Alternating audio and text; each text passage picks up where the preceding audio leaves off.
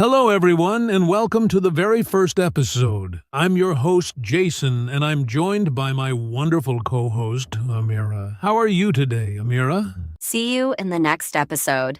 Hey, Jason, I'm doing great, thanks. Hello to all our listeners. I'm really excited about today's topic. It's one that so many English learners struggle with, and I think we've got some great advice to share. Absolutely. Today, we're diving into something really important: how to understand native speakers. Now, we know that for a lot of ESL learners, this can be one of the biggest challenges. It's not just about knowing the words or grammar. It's about keeping up with how native speakers talk in real-life situations. Yes, and it can be quite frustrating. Native speakers often speak fast, use slang, or have strong accents, which can make it tough for someone still learning English to follow along. I remember when I first started learning, I found it hard to catch everything people were saying. Exactly. And that's why we're here today. We'll break down the common challenges you might face, whether it's dealing with speed, unfamiliar vocabulary, or just understanding those tricky accents. But don't worry. We've got plenty of tips and techniques to help you feel more confident and comfortable when listening to native speakers. So, if you've ever felt like you're missing out on conversations or struggling to understand a movie, this episode is for you. By the end of today's show, we hope you'll have some useful strategies to improve your listening skills and feel more connected to the language. Let's get started. But before we dive in, make sure you subscribe to our channel and leave a comment below if you have any questions about today's topic. We love hearing from you. All right, let's jump into the first part of today's topic: the key challenges that English learners face when trying to understand native speakers. And trust me, we know there are quite a few. Amira, what would you say is the most common issue people encounter? I think one of the biggest challenges is speed. Native speakers can speak really fast, especially in casual conversations. It can feel like they're rushing through their sentences without giving you time to process what they're saying. When you're learning a new language, your brain needs just a little more time to catch up. And when people speak too quickly, it's easy to feel overwhelmed. Exactly! It's not just the speed, though. Another big challenge is connected speech. Native speakers don't always pronounce each word clearly. They blend sounds together. For example, instead of saying, "What are you doing?" clearly it might come out as, "What you doing?" That's something learners might not be ready for because it's different from how they learned English in textbooks. Yes. And don't forget slang and informal expressions. Native speakers use a lot of slang in everyday conversations that might not be covered in traditional language courses. Expressions like "I'm beat" to mean "I'm tired" or "catch you later" instead of "goodbye." These phrases can be confusing if you're not familiar with them, right?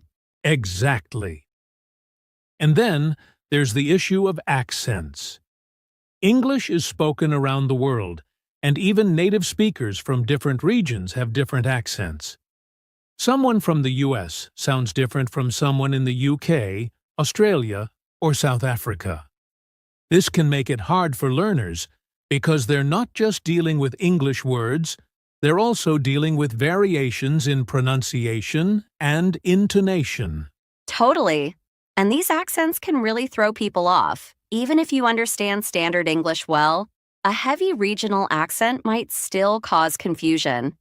I've had friends who learned British English but struggled to understand American movies because the accents and some vocabulary were different. And one last challenge that a lot of people don't realize is the cultural context. Native speakers often make references to cultural things, TV shows, local jokes, sports teams, that non-native speakers might not know about. This adds another layer of difficulty because even if you understand the words, the meaning might not make sense without knowing the culture behind it. That's a really good point. Understanding native speakers isn't just about the language itself. It's also about understanding the culture that goes with it. But don't worry, everyone. These challenges might seem big, but they're all things you can improve with practice and the right strategies. Absolutely. In the next part of the episode, we'll dive into some practical tips that will help you overcome these challenges and get better at understanding native speakers. Stay tuned. Now that we've talked about some of the key challenges, let's move on to the most important part. What can you do to actually improve your listening skills and understand native speakers better? We've got some great tips lined up for you, so let's get started. Amira, what's your first tip? My first tip is to start slow and gradually increase the difficulty. If you're just starting out, don't jump straight into watching complex movies or listening to fast-paced podcasts. Begin with content that's designed for learners, like slow-speed news programs or beginner-level podcasts. As you get more comfortable, you can increase the difficulty by listening to faster speakers or more advanced topics. That's a great tip, and it ties into my first suggestion, which is to practice with subtitles. When you watch English videos or TV shows, turn on the subtitles, but in English, not in your native language. This way, you're reading and listening at the same time, which helps reinforce what you're hearing. Once you feel confident, try turning the subtitles off and see how much you can understand on your own. Yes, and don't be afraid to repeat what you're listening to. I always tell learners to listen to the same audio multiple times. On your first try, you might only catch a few words or phrases. But after listening 2 or 3 times, you'll pick up more and it'll start to make sense. Repetition is key to training your ear to catch the sounds and patterns of native speech. Another useful technique is to focus on key words and context. Native speakers often drop words or shorten them, but the key words will still be there. For example, if someone says, "Gonna grab lunch, wanna come?" You might not catch every single word clearly, but you know they're asking if you want to join them for lunch. Don't stress about understanding every word. Focus on the overall meaning and use the context to fill in the gaps. That's a great point, Jason. Another tip that really helped me was listening to a variety of accents. Like we said earlier, native speakers from different regions have different accents. To get used to this, expose yourself to different English-speaking countries. Watch movies, listen to podcasts, or even check out YouTube channels from the US, the UK, Australia, and more.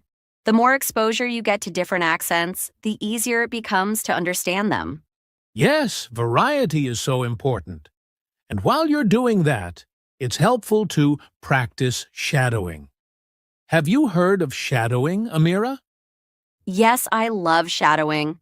For those of you who don't know, shadowing is when you listen to someone speaking English and try to repeat what they're saying as quickly and accurately as possible. Almost like you're shadowing them. It's a great way to train your brain and your mouth to get used to the speed and rhythm of native speech. Exactly. And if you want to take it a step further, you can pause the audio after each sentence or phrase, repeat it out loud, and then play it again to check how close you were. This not only improves your listening, but also helps your pronunciation. I love that, and one more tip I have is to immerse yourself in English as much as possible. If you can, try to surround yourself with English daily. Watch English TV shows, listen to music, follow English-speaking influencers on social media, and try to engage with content that you enjoy. The more English you hear in your everyday life, the more natural it will become to understand native speakers. That's such a good point.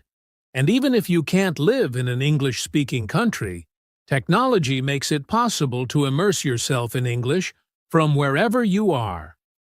I'd also recommend using apps and online tools designed to improve your listening skills. There are great apps out there like Duolingo, Babbel, or English Central that offer listening exercises, dictation, and even real-life conversations to practice with. And don't forget to be patient with yourself. Learning to understand native speakers takes time. It won't happen overnight, but with consistent practice, you'll see improvement. Celebrate the small wins along the way, like understanding a new phrase or catching a joke in an English TV show. That's right, Amira. Don't give up. Keep practicing. Stay curious. And remember, the more you listen, the more you'll improve. In the next part, we're going to look at some real-life examples of situations where understanding native speakers is crucial and how to navigate them. Stay with us, everyone. All right, now that we've covered some useful tips, let's talk about real-life situations where understanding native speakers is crucial. Amira, do you have a situation in mind where understanding native English speakers was really challenging for you at first? Oh, yes. I remember when I first moved to an English-speaking country. One of the hardest situations for me was ordering food at a busy restaurant. The servers spoke so quickly, and they used a lot of informal phrases like, "What can I get you?" or "Do you want that to go?" I felt like I couldn't keep up. I had learned formal English, but the way they spoke was much faster and more casual. I can imagine that being overwhelming. And restaurants are one of those places where you're expected to respond quickly, which makes it even harder. That's a great example. A similar situation is on the phone. I think a lot of learners struggle with phone conversations. Without body language or visual cues, it's easy to miss what the other person is saying. Have you had any experiences like that? Definitely. Phone conversations can be tricky. I remember trying to book an appointment over the phone. The receptionist had a thick accent and they were speaking really fast. I had to ask them to slow down and repeat themselves a few times. It was a good reminder that it's okay to politely ask someone to repeat something if you didn't catch it the first time. That's a great point.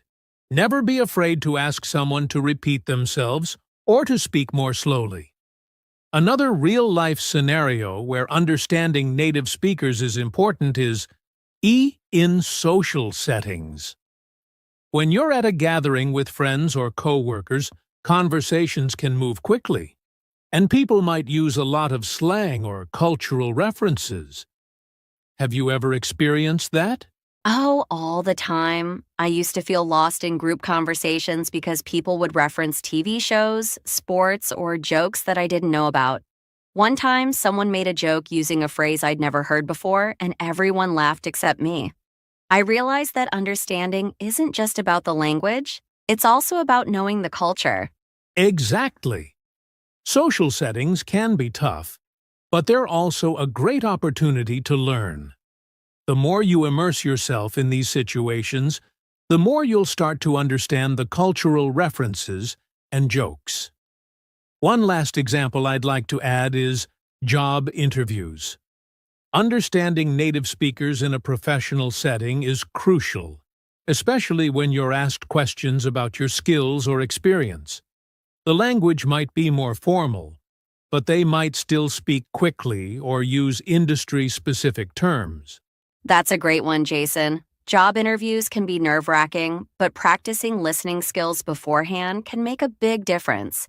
It helps to familiarize yourself with common interview questions and industry jargon so you're not caught off guard. Absolutely.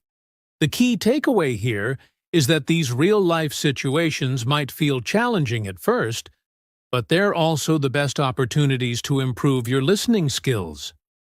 The more you engage with native speakers in real-world contexts, the more confident you'll become.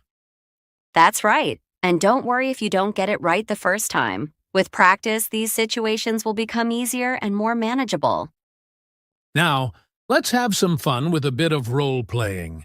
This is a great way to put everything we've talked about into practice.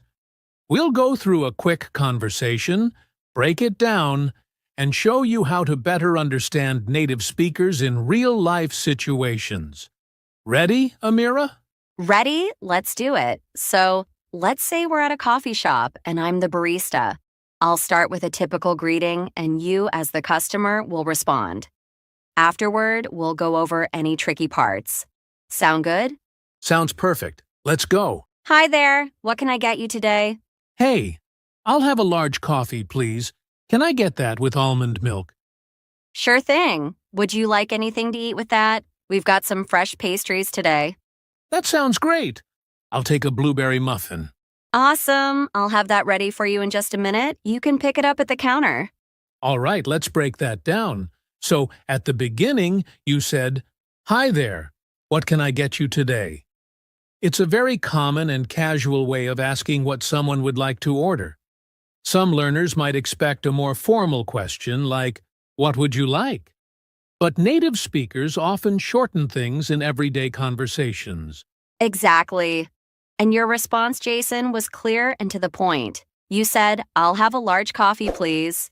You used "I'll have," which is a common phrase in ordering. Learners might be used to saying, "I want," but "I'll have" is more polite and natural in English. Right. Then you asked if I wanted anything to eat with my coffee. You said, "We've got some fresh pastries today." Notice how instead of saying, "we have," you said, "we've got," which is a more casual form. That's something native speakers do all the time. Yes, it's very conversational. And when you ordered your muffin, I said, "Awesome. I'll have that ready for you in just a minute." That's another example of a casual, everyday phrase that learners might not see in textbooks. Exactly. These little variations are what make native speakers sound natural, but they can also be tricky if you're used to more formal English. That's why role-playing situations like this is so helpful. Definitely. Now, for everyone listening, you can practice role-playing conversations like this with a friend or even on your own. Try to repeat common phrases or use apps that offer conversation practice with native speakers. And don't forget to practice speaking out loud. The more you do, the more confident you'll feel. The key is to get comfortable with these real-life situations. So, grab a friend and start role-playing. Now that we've walked through some tips and even role-played a real-life situation, we want to remind you, understanding native speakers is a journey. It's normal to feel frustrated at times, but the key is to keep practicing and stay patient. That's right. Everyone struggles at first, but with consistent effort, you'll start noticing improvements.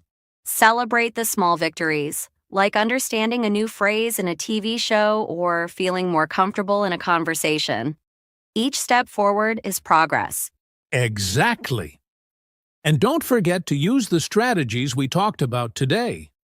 Whether it's listening with subtitles, shadowing, or immersing yourself in English content, all of these tools will help you get better over time. Remember, the more you expose yourself to English, the easier it becomes to understand native speakers. So take those small steps each day. Watch a short video, listen to a podcast, or practice speaking with a friend. And most importantly, don't give up. Keep pushing forward, and soon enough, you'll feel much more confident in your listening skills. All right, everyone, that brings us to the end of today's episode.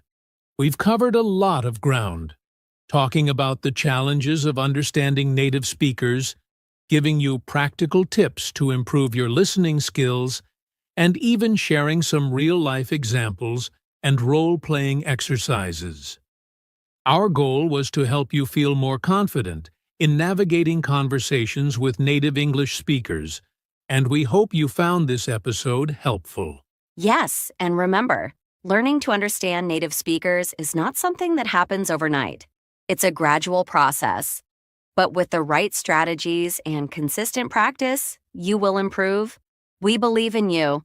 Don't be afraid to step out of your comfort zone, listen to different types of content, and immerse yourself in English as much as possible. And before we go, here's a little challenge for you. Try to spend at least 15 minutes every day listening to something in English. Whether it's a podcast, a YouTube video, or even a conversation with a friend, those small daily steps will make a huge difference over time.